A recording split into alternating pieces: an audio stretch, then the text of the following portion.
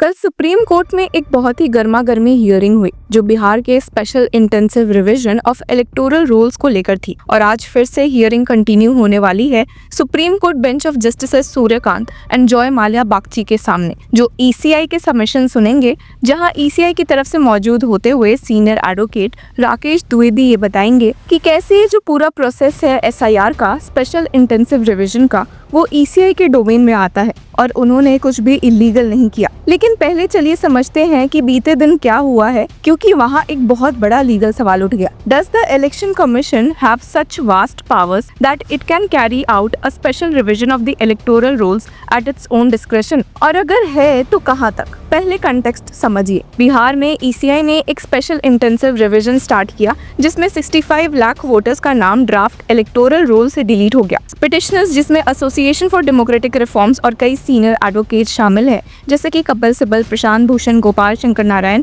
अभिषेक मनु सिंह भी कह रहे हैं कि ये एक्सरसाइज आर्बिट्ररी, मैलिफाइड और अनकॉन्स्टिट्यूशनल है। हियरिंग की शुरुआत में सीनियर एडवोकेट प्रशांत भूषण ने डायरेक्ट चार्ज लगाए कि ईसीआई ने मैलिफाइड इंटेंशन से काम किया है। उनका कहना था कि पहले ईसीआई ने अपने वेबसाइट पर draft electoral roll searchable format में अपलोड किए ताकि लोग इजीली अपना नाम चेक कर सके। लेकिन सिर्फ एक दिन राहुल गांधी ने प्रेस कॉन्फ्रेंस की जिसमें उन्होंने अलेज्ड वोटर फ्रॉड का मुद्दा उठाया, महादेवपुरा बेंगलुरु असेंबली सेगमेंट का रेफरेंस देते हुए, और अगले ही दिन ईसीआई ने सर्चेबल वर्जन हटा दिया। इस पर जस्टिस सूर्यकांत ने तुरंत कहा, we have no knowledge of any press conference. पर सीनियर एडवोकेट भूषण अपने पॉइंट पर टिके रहे और कहा कि if the data is available in digital form and can be made public, then why not publish it? This clearly indicates a malafide intent. अब senior advocate Bhushan ने अपनी सबमिशन में 4 क्लियर मैलिफाइड पॉइंट्स लिस्ट किए। पहला, डबल स्टैंडर्ड्स। पहले ECI ने दूसरे states में ऐसी एक्सरसाइज को मना किया था, अब बिहार में कर रहे हैं। दूसरा, selective acceptance of documents. Aadhaar, ration card, epic को रिजेक्ट कर रहे हैं सिटीजनशिप प्रूफ के लिए,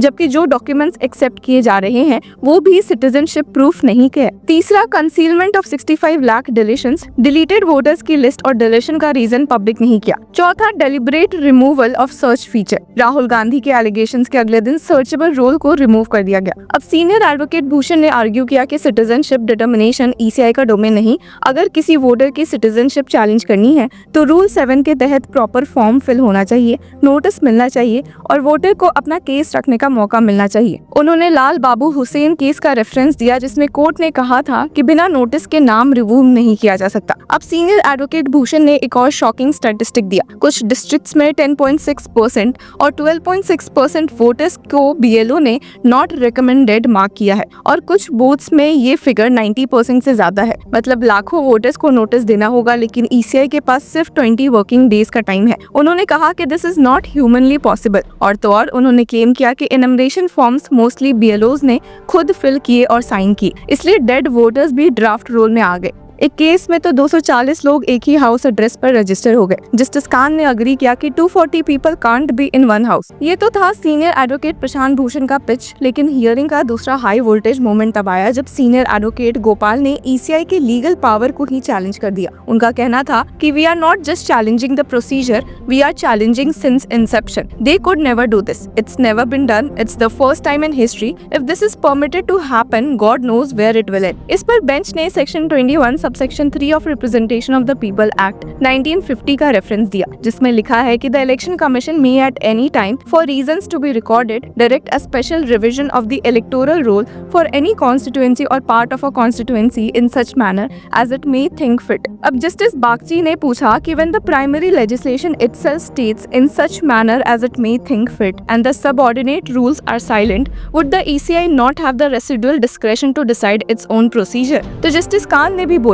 if we accept your argument, then section 21 subsection 3 would become redundant। और यहीं पर सवाल उठा constitutional right versus constitutional power का। सीनियर एडवोकेट गोपाल का काउंटर ये था कि सेक्शन 21 सबसेक्शन 3 सिर्फ कॉन्स्टिट्यूएंसी या उसके पार्ट के लिए रिवीजन अलाउ करता है, ना कि पूरे स्टेट का वोटर लिस्ट वाइप आउट करके फ्रेश इंक्लूजन करना। जस्टिस बागची ने बोला कि बिहार केस को इस तरह देखा जा सकता है कि स्टेट के सभी कॉन्स्टिट्यूएंसीज का रिवीजन एक साथ हो रहा है, जो टेक्निकली सेक्शन 21 सबसेक्शन 3 के स्कोप में आता है। पर जस्टिस बागची ने एक और पॉइंट उठाया, ईसीआई का residuary power article 324 of the constitution से भी आता है। Representation of the people's act में समरी रिवीजन और स्पेशल रिवीजन दोनों का जिक्र है। ईसीआई ने सिर्फ एक वर्ड ऐड किया है, इंटेंसिव, और यहीं पर एक क्रिस्प बट पावरफुल ऑब्जर्वेशन भी हुआ। It is a battle between a constitutional right and a constitutional power. Senior advocate Gopal ने आर्टिकल 326 का रेफरेंस दिया, जिसमें लिखा है कि हर अडल्ट सिटीजन का रजिस्टर्ड वोटर बनने का कॉन्स्टिट्यूशनल राइट है। उनका कहना था कि ईसीआई किसी का नाम लिस्ट से ऐसे ही नहीं हटा सकती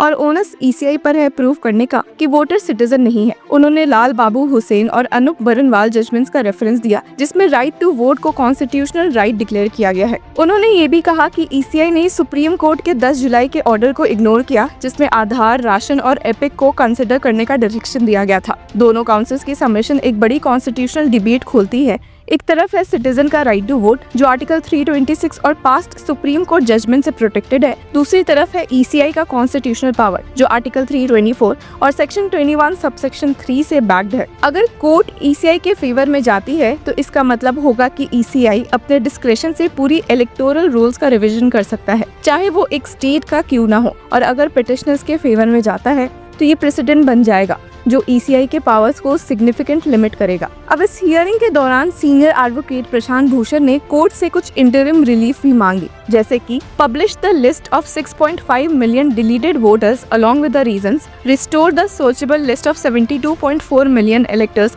on the website, disclose the status of the BLO's recommendation. Bench ने बोला कि पहले ईसीआई का वर्जन सुनेंगे, फिर ही ऑर्डर देने का सोच सकते हैं। अब आज की हियरिंग में ईसीआई अपना डिफेंस रख रही है। पिटिशनर्स का कहना है कि अभी से स्टे लगनी चाहिए, वरना जब तक फाइनल रूल पब्लिश होगा इलेक्शंस आ जाएंगे और सिचुएशन फेट अकम्प्लाई बन जाएगी। पर अब देखना ये है कि सुप्रीम कोर्ट इस battle between a constitutional right and a constitutional power में कौन से प्रिंसिपल को ज्यादा वेट देता है, वोटर का अधिकार या ईसीआई का अधिकार। तो व्यूअर्स, आपकी क्या राय है, हमें कमेंट सेक्शन में जरूर बताएं और इस केस के लेटेस्ट अपडेट से जुड़े रहने के लिए कीप फॉलोइंग लॉ चक्रा।